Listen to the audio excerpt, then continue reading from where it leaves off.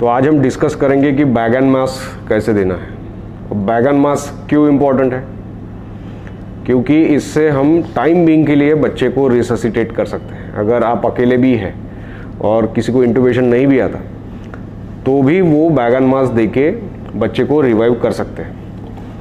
अब बैगन मास सबके लिए पॉसिबल है क्या? हाँ, अगर आप थोड़ा सा प्रैक्टिस करें तो कोई भी बैगन मास दे सकता है। उसमें 2-3 चीज़ें हैं, उसका अगर आप ध्यान रखें तो आप बैगन मास दे सकते हैं। तो बहुत ज़्यादा जब अपने पास मेडिकल फैसिलिटीज़ अवेलेबल नहीं है, ये छोटा सा अम्बू बैग और उसके साथ में एक मास्क, ये लेके तो हम जा सकते हैं। अगर हम ये लेके जाते हैं तो कहीं पे भी, जैसे ओपीडी में है या फिर कहीं और पे भी, हम बच्चे को रिवाइव कर सकते हैं। ये किट हल्की है, सस्ती है, पेरीफेरी में भी यूज़ हो सकती है ना। तो बैगन मास देने का काम कब कब पड़ता है? नियोनेट में कब देंगे? समझो डिलीवरी के बाद बच्चा रोया नहीं है, सांस नहीं ले रहा है, हार्ट रेट कम है, उस टाइम पे हम बैगन मास देंगे। अब ये नियोनेटल रिससिटेशन का सेपरेट डिस्कस करेंगे पूरा, है ना। लेकिन उसमें भी बैगन मास देना है, लेकिन बैगन मास कैसे देना ये आज समझेंगे, ठीक है।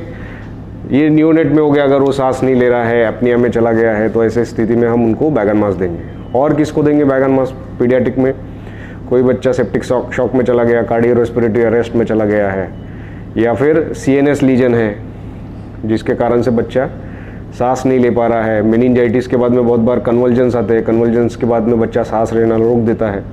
पल्स ऑक्स लगा हुआ है, हम देख रहे हैं कि सैचुरेशन ड्रॉप हो रहा है, बच्चा सांस नहीं ले रहा है ना। फिर कभी कभी हेड इंजरी का बच्चा रहता है, हेड इंजरी का बच्चा अंदर में ब्लीड होने के कारण सांस रोक लेता है, तो ऐसे स्थिति में आपको बैगन मास की ज़रूरत पड़ती है। और कब पड़ता है? जैसे जीबीएस का बच्चा है, रेस्पिरेटरी पैरालिसिस में चला गया, तो ऐसे स्थिति में आपको रिवाइव करना है। स्नेक बाइट के बाद में अचानक से पेशेंट सांस रोक लेते हैं, तो जब भी पेशेंट सांस रोक लेते हैं उस वक्त हमको बैगन मास बच्चे को देना है। अब कब नहीं देने का ये भी पता होना चाहिए। बैगन मास कब नहीं देने का? क्या ऐसी कोई कंडीशन है जिसमें हम बैगन मास नहीं दे सकते? तो प्रैक्टिकली देखा जाए तो ऐसी कोई कंडीशन नहीं है। अगर पेशेंट मर रहा है तो डेफिनेटली आपको उसको रिवाइव करने के लिए जो भी पॉसिबल हो वो करना चाहिए। लेकिन अगर डायफ्रामेटिक हर्निया है, डायफ्रामेटिक हर्निया मतलब इंटेस्टाइन चेस्ट में आ गए, लंग्स के आसपास में आ गए हैं और वो लंग्स को दबा रहे हैं, ऐसे इसमें जब आप बैगन मास देते हैं तो थोड़ी हवा लीक होके स्टमक में चली जाती है और वो जो इंटेस्टाइन छाती के अंदर में है वो फूलने लगते हैं, उसमें हवा भर जाती है और वो फूलने के कारण जो थोड़ा बहुत लंग एक्सपांड हो रहा था उसको भी कॉम्प्रोमाइज़ कर देते हैं। तो ऐसे स्थिति में आपको बैगन मास नहीं देना है। ऐसे स्थिति में क्या करेंगे हम? डायरेक्ट इंट्यूबेट करना है बच्चे को, ठीक है। इंट्यूबेट करना है और एक फीडिंग ट्यूब उसके स्टमक में डाल के रखनी है, उसको ओपन रखना है कि जो भी हवा अंदर जाती है वो बाहर आए। लेकिन कुछ समय ही नहीं है, बच्चा अपने पास ऐसा तुरंत पहुंचा, कोई इंट्यूबेशन स्किल में माहिर नहीं है अपने पास, तो उस टाइम पे आप बैगन मास थोड़ी देर के लिए दे सकते हैं। फीडिंग ट्यूब डाल दीजिए ताकि जो भी हवा अंदर जा रही है बाहर आएगी। दूसरा, पहले बोला जाता था कि मेकोनियम एस्पिरेशन में आपको बैगन मास नहीं देना है, ये इंडिकेशन अभी नहीं है। आप अच्छे से सक्शन करके बैगन मास मेकोनियम एस्पिरेशन में भी दे सकते हैं। अगर बहुत थिक मेकोनियम है तो उसको सक्शन कर लीजिए पहले और बैगन मास दे सकते हैं, ठीक है। तो बैगन मास आपको देना है। नियोनेट में बैगन मास का इंडिकेशन क्या है? अगर एपनिया में है, अगर वो सांस नहीं ले रहा है और हार्ट रेट 100 के नीचे जा रहा है, तो ऐसे स्थिति में आपको बैगन मास देना है। अगर 100 के ऊपर हार्ट रेट है तो उन्होंने बाकी चीज़ें करने के लिए बोली है, जैसे स्टिमुलेशन करके देखिए, है ना, सक्शन करके देखिए, ये सारी चीज़ें आप कर सकते हैं। लेकिन हार्ट रेट अगर 100 के नीचे जा रहा है और बच्चा सांस नहीं ले रहा है तो आपको बैगन मास देना है, ठीक है।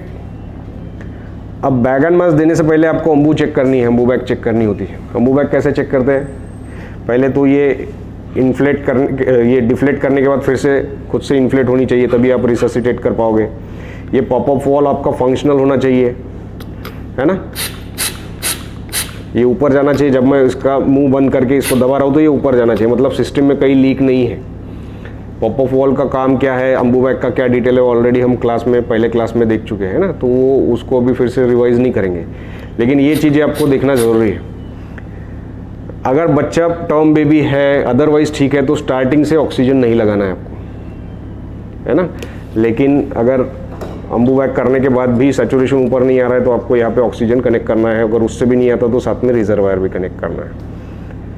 अब ये अम्बू करते वक्त 2-3 चीज़ों का हमको ध्यान रखना है। एक तो मास्क एप्रोप्रिएट साइज़ का होना चाहिए। तो एप्रोप्रिएट साइज़ का मास्क मतलब क्या है? तो बच्चे का नाक और मुंह दोनों कवर होने चाहिए, लेकिन आँख के ऊपर नहीं जाना चाहिए।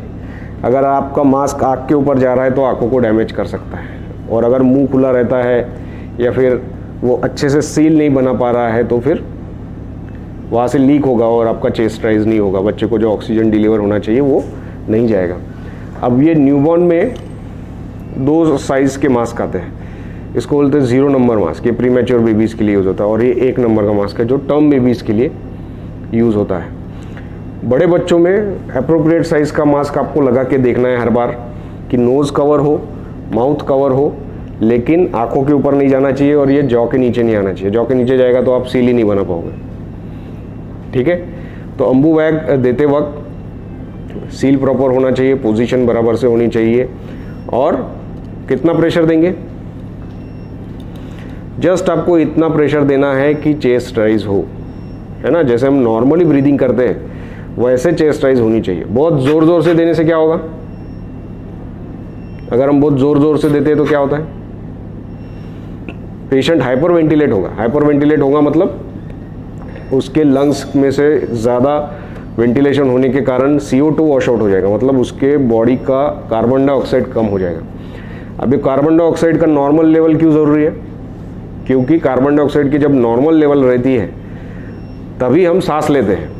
हमारा जो रेस्पिरेटरी सेंटर है, ब्रेन से जो सेंस करता है सांस लेने की ज़रूरत है, उसके लिए नॉर्मल कार्बन डाइऑक्साइड होना ज़रूरी है। अगर कार्बन डाइऑक्साइड का लेवल कम हो गया तो उसके बाद बच्चा सेंस नहीं कर पाता कि उसको ऑक्सीजन लेना है और वो एपनिया में चला जाएगा, वो स्पॉन्टेनियस रेस्पिरेशन में आएगा ही नहीं।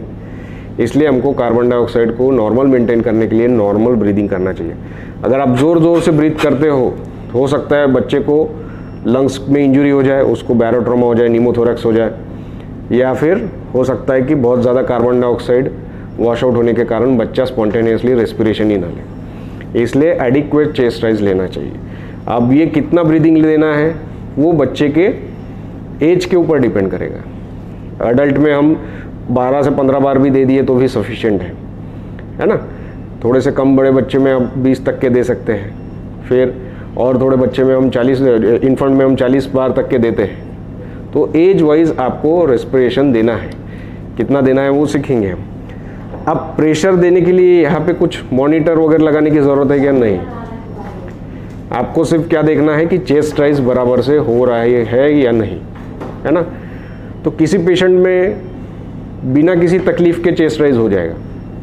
क्यों? क्योंकि उसके लंग्स अच्छे हैं, वो किसी और कारण से सांस नहीं ले पा रहा है। फॉर एग्जांपल अगर ब्रेन इंजरी हुई है या फिर किसी को कन्वल्जन्स आने के बाद में वो अपनिया में गया है, तो वैसे इसमें आपको ज़्यादा प्रेशर नहीं लगेंगे। लेकिन कोई बच्चा निमोनिया का है या फिर उसको बहुत ज़्यादा लंग्स ख़राब है, उसके पानी भरा है, पल्मोनरी एडिमा है, तो ऐसे कंडीशन में आपको प्रेशर थोड़े ज़्यादा देने पड़ेंगे। तो बहुत बार आप सिर्फ ऐसे 3 उंगली से भी बैगिंग कर पाते हो, है ना। कभी कभी आपको थोड़ा सा ज़्यादा भी देना पड़ता है, वो डिपेंड करेगा बच्चे का लंग्स कितने स्टीफ है उसके ऊपर से, उसका रेजिस्टेंस, उसका कॉम्प्लायंस कैसा है उसके ऊपर से डिपेंड करेगा। तो जैसे मोस्टली ये पीडियाट्रिक बैग यूज़ होती है, ऐसे नियोनेटल बैग भी है और अडल्ट बैग भी है ना। तो बच्चे के वेट के हिसाब से आपको सिलेक्ट करनी है। उसके बाद में आपको मास्क देखना है, मास्क कौन सा फिट हो रहा है। से लगाएंगे तो बहुत चांसेस है कि ये निकल जाएगा, यहाँ से थोड़ा सा लीक कर जाएगा और बराबर से मैं उसको बैग एंड मास्क नहीं दे पाऊँगा। तो आपको उसका नोज़ कवर करना है, माउथ कवर करना है, लेकिन आइज़ के ऊपर नहीं आना चाहिए, और यहाँ से भी ये लीक नहीं होना चाहिए। तो इसको सील बनाने के लिए टेक्निक आती है CNE। तो C से आप इसको प्रेस करके सील बनाते हैं, और E से आपको ये जॉ को आगे खींचना है इस तरीके से। अब ये जॉ को आगे क्यों खींचना है? क्योंकि ये जो एयरवे रहता है, अगर ये इस तरीके से रहा तो एयरवे कोलैप्स रहेगा। बहुत बार मैंने लोगों को बैग एंड मास्क देते हुए देखा है, वो इस तरीके से बैग एंड मास्क देते हैं तो चेस्ट राइज होती नहीं है। मैं करके दिखाता हूँ। अगर आप नेक एक्सटेंड नहीं करेंगे तो चेस्ट राइज नहीं होगा, है ना। तो आपको एयरवे को ओपन करना होता है, इसके लिए ये सी और ई टेक्निक उन्होंने बनाया। अब ये छोटे बच्चों में सी और ई टेक्निक करना मुश्किल है, मेरे हाथ बड़े हैं, उसका चेहरा छोटा है। लेकिन अगर मैं अडल्ट को बैग एंड मास देना चाहूँगा तो मेरा हाथ पूरा मुझे यूटिलाइज करना पड़ेगा। यहाँ से मैं सी टेक्निक बनाऊंगा और यहाँ से ई टेक्निक बनाऊंगा। हमेशा बच्चे के सिरहाने ही खड़े रहना है ना। कहीं और से बैग एंड मास देना मुश्किल जाएगा, आपको बच्चे को हेड एंड पे खड़ा रहना है बच्चे के। उसके बाद इसको देने के बाद अगर आप इसको थोड़ा सा एक्सटेंड करेंगे और अगर आपकी सील बराबर है तो बराबर से चेस्ट राइज होगा। अब बहुत ज़्यादा नहीं भरना है, इस तरीके से आप करोगे तो लंग को डैमेज करोगे, इस तरीके से करोगे तो वेंटिलेट ही नहीं होगा। आपको ऑप्टिमम चेस्ट राइज देना है ना। और ऐसा भी नहीं कि आप बहुत बार बार देंगे तो ज़्यादा मदद करेंगे, नहीं, आपको बहुत मिनिमम रिक्वायरमेंट के हिसाब से बच्चे को वेंटिलेट करना है। अगर न्यूबॉर्न को देना है तो कितनी बार देना है, 30 से 40 बार। तो घड़ी लेके थोड़ी देखेंगे कि कितना दे रहे करके, तो उन्होंने एक निमोनिक्स बना दिया।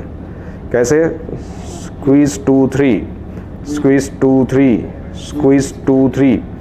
अगर इस तरीके से आप ये करोगे, वेंटिलेट करोगे, तो बराबर से 30 से 40 बार वेंटिलेट होगा, ठीक है। और जब आप CPR दे रहे हैं, अगर आपको कोई CPR दे रहा है तो 1 and 2 and 3 and स्क्वीज।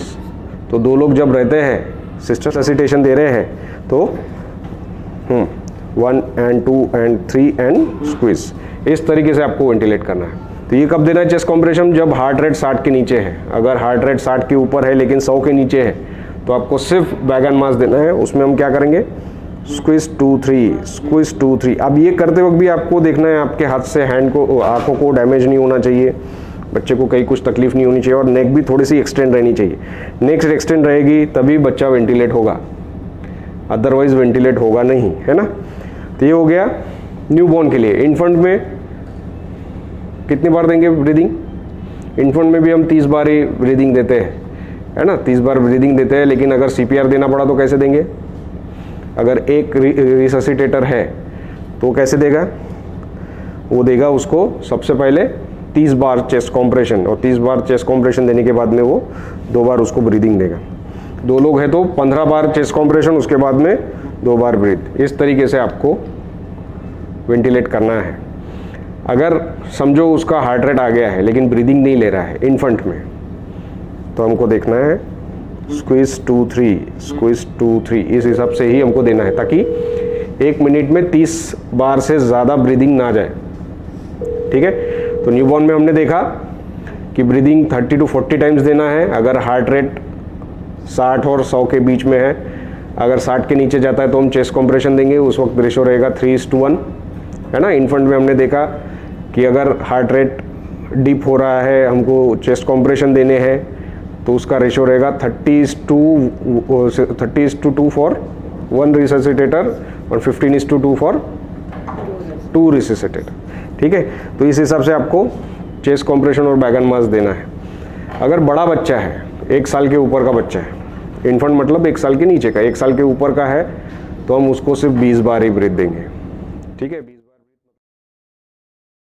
एक ब्रीथ देना है।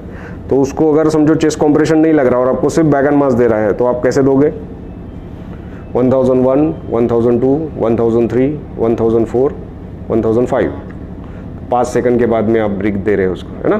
फिर से 1001, 1002, 1003, 1004, 1005, फिर एक ब्रीथ दिया। अडल्ट में देना है तो कैसे देंगे, अडल्ट में हर 6 सेकंड में आपको देना है ना। 1001, 1002, 1003, 1004, 1005, 1006। तो हमने क्या देखा कि जैसे जैसे एज बढ़ रही है, number of breath per minute कम हो रहा है। अगर अडल्ट को आपने बहुत ज़्यादा ब्रीथ दे दी है तो जैसे मैंने बताया कि उसका CO2 वॉश आउट हो जाएगा, है ना, स्पॉन्टेनियस रेस्पिरेशन उसका चला जाएगा। अब बैग एंड मास डालने के क्या कॉम्प्लिकेशंस है, एक तो ऐसा हो सकता है कि आपने बहुत ज़्यादा उसको प्रेशर दे दिया जिसके कारण से उसका न्यूमोथोरैक्स हो गया, आपको ड्रेन डालना पड़ेगा। या फिर हो सकता है कि नेक ऐसी रहेगी और आप वेंटिलेट ही नहीं कर पाए तो हाइपो वेंटिलेट हो गया, तो ऐसे इसमें बच्चा और डिटोरिएट होगा, है ना।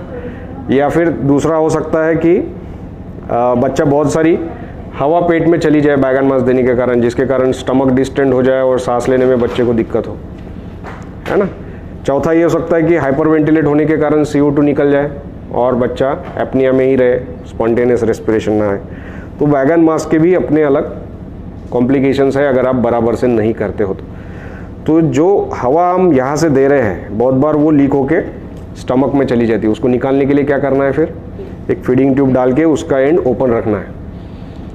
तो अगर नाक में या मुंह में फीडिंग ट्यूब है तो बैगन मास्क दे सकते क्या? हाँ दे सकते हैं, है ना, उससे कोई फ़र्क नहीं पड़ता। अगर फीडिंग ट्यूब है भी तो भी आप उसको अच्छे से बैगन मास्क कर सकते हैं। लेकिन फीडिंग ट्यूब डालने के कारण जो हवा पेट में लीक होके जा रही थी वो डिस्टेंड नहीं करेगी स्टमक को और बाहर आ जाएगी। बाहर आएगी तो फिर रेस्पिरेशन में दिक्कत नहीं आएगी। अगर वो अंदर में स्टमक को डिस्टेंड कर देगी तो फिर डायफ्राम की मूवमेंट कॉम्प्रोमाइज़ हो जाएगी और आप ठीक से उसको नहीं कर पाएंगे। अब हम ठीक से दे रहे कि नहीं दे रहे ये कैसे पता चलेगा? एक तो मैंने बताया कि चेस्ट राइज होगा, है ना। चेस्ट राइज अगर हो रहा है मतलब आप बच्चे के चेस्ट में हवा डाल पा रहे हैं, इसको बोलते हैं हम वेंटिलेट कर पा रहे हैं बच्चे को, है ना। तो उसके बाद में हम क्या देखेंगे कि बच्चे का हार्ट रेट बढ़ गया क्या, उसका सैचुरेशन ऊपर आ गया क्या, कलर इंप्रूव हो गया क्या, ये सारी अगर चीज़ें दिखे मतलब आप बराबर से कर रहे हैं। अगर समझो मैंने बैगन मास्क किया और चेस्ट राइज नहीं हो रही है, हार्ट रेट भी इंप्रूव नहीं हो रहा है, तो फिर क्या करना है? क्या क्या चीज़ें देखेंगे? सबसे पहले तो हमको देखना है कि हम मास्क बराबर से सील बना पा रहे हैं कि नहीं बना पा रहे। अगर ये मास्क इस तरीके से दे रहे हैं तो एयर सारी लीक होगी, है ना। तो आपको बराबर से सील देके उसको नेक एक्सटेंड करके आपको इस हिसाब से बैक रिपोजिशन करके देखना है, ठीक है। तो सबसे पहले नेक पोजीशन देखना है, नेक बराबर से एक्सटेंड की है नहीं की है करके। बहुत बार बच्चा बहुत छोटा रहता तो नेक एक्सटेंड करना मुश्किल जाता, तो इसके शोल्डर के नीचे हमको शोल्डर रोल देना है ताकि नेक थोड़ी सी एक्सटेंड रहे। तो इस तरीके से आप नेक एक्सटेंड करके उसको ब्रीदिंग दे सकते हैं। दूसरा रह सकता है अगर इसके अंदर मेकोनियम है, सिक्रीशंस है, तो उसको आपको तुरंत सक्शन करना है ताकि अगर ऑब्स्ट्रक्टेड एयरवे हो तो वो भी ओपन हो जाए। तीसरा हो सकता है अम्बू बैग में प्रॉब्लम हो, फिर से अम्बू बैग आपको चेक करना है कि बराबर से वेंटिलेट हो रही है। बहुत बार क्या होता है यहाँ से ये लीक करता है, यहाँ से लीक होता है जिसके कारण अम्बू बराबर से काम नहीं करती, ठीक है। तीसरा हो सकता है स्टीफ लंग, चौथा हो सकता है स्टीफ लंग। अगर स्टीफ लंग है तो आपको थोड़े से प्रेशर बढ़ा के देखने पड़ेंगे और जल्दी से किसी को इंट्यूबेशन के लिए बुलाना पड़ेगा, है ना। तो ऐसे स्थिति में इंट्यूबेशन करना बहुत ज़रूरी हो जाता है ना। निमोथोरैक्स के कारण भी चेस्ट स्टीफ हो जाती है तो तुरंत आपको एक्सरे करने की ज़रूरत पड़ सकती है, ठीक है। स्टॉप करो। पेशेंट बैगन मास्क देने के बाद भी ऐसा लगा कि नहीं इसका स्पॉन्टेनियस रेस्पिरेशन नहीं आ रहा है, बाकी चीज़ें इंप्रूव हो गई लेकिन स्पॉन्टेनियस रेस्पिरेशन आ नहीं रहा है और ऐसा लगा कि इसको थोड़ा ज़्यादा समय के लिए बैगन मास्क लगेगा, तो ऐसे पेशेंट में इंट्यूबेट कर देना चाहिए, है ना। अब इसको जब आप इंट्यूबेट करते हो और जब आप इसको बैगन मास्क देते हो तो आप PEEP नहीं दे पा रहे हो। अगर किसी का लंग खराब है तो आपको PEEP नहीं दे पाते इसमें। ऐसे इसमें आपको क्या यूज़ करना है, नियोपफ। तो नियोपफ से आप बच्चे को वेंटिलेट भी कर पाओगे और PEEP भी दे पाओगे। तो इसलिए नियोपफ होना ज़रूरी है। लेकिन नियोपफ के लिए आपको कम से कम 8 लीटर का फ्लो लगेगा, ब्लेंडर लगेगा अगर ऑक्सीजन नहीं देना है तो। इसमें आपको किसी चीज़ की ज़रूरत नहीं है, आप इसको रूम एयर पे भी बच्चे को वेंटिलेट कर सकते हैं, ठीक है।